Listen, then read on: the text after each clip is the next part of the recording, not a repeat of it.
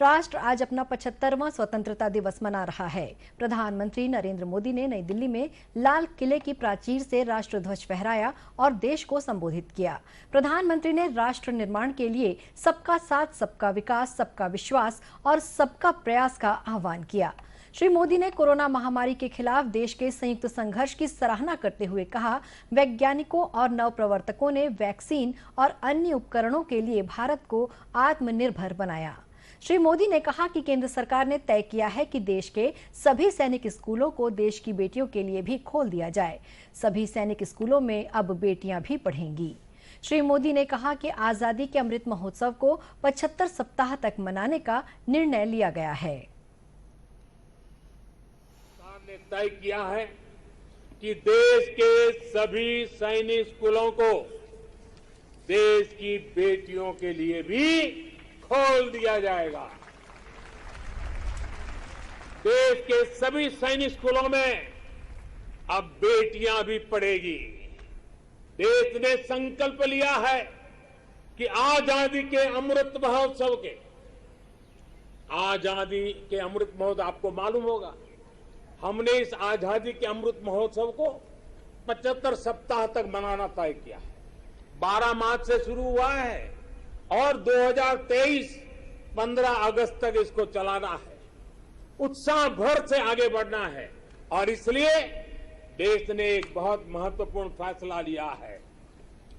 आजादी के अमृत महोत्सव के 75 सप्ताह में, इन 75 सप्ताह में 75 वंदे भारत ट्रेनें देश के हर कोने को आपस से जोड़ करके रही होगी।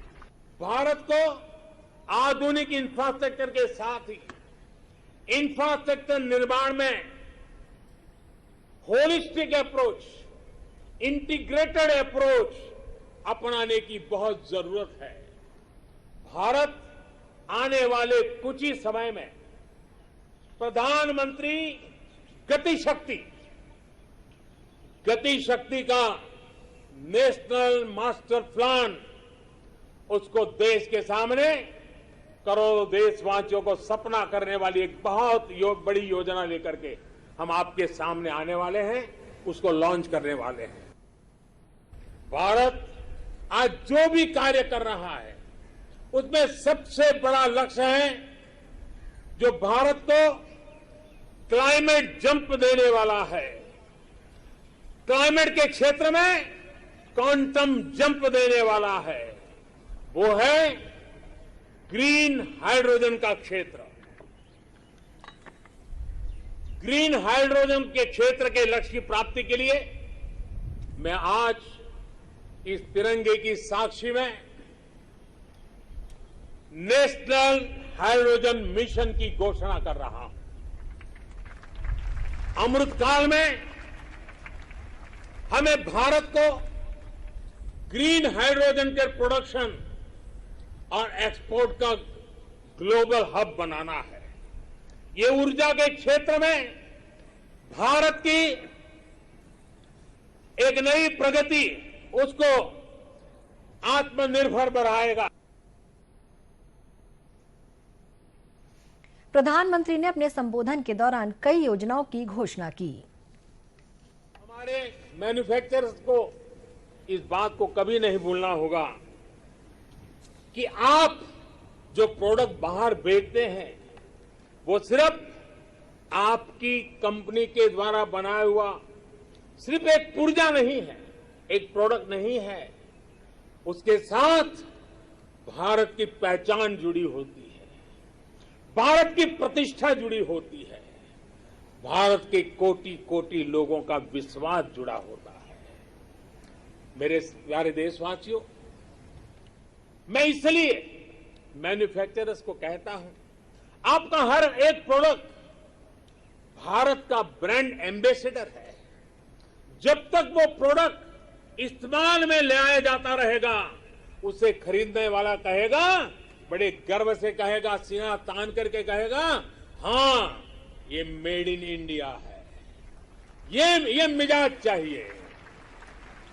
अब आपके मन में दुनिया के मार्केट में छा जाने का सपना होना चाहिए। इस सपने को पूरा करने के लिए सरकार हर तरह से आपके साथ खड़ी है। देश के हर गरीब, हर व्यक्ति तक पोषण पहुंचाना भी सरकार की प्राथमिकता है।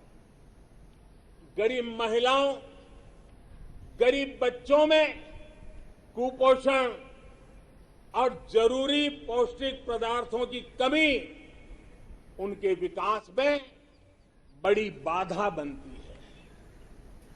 इसे देखते हुए ये तय किया गया है कि सरकार अपनी अलग अलग योजनाओं के तहत जो चावल गरीबों को देती है उसे फोर्टिफाई करेगी, गरीबों को पोषण युक्त चावल देगी।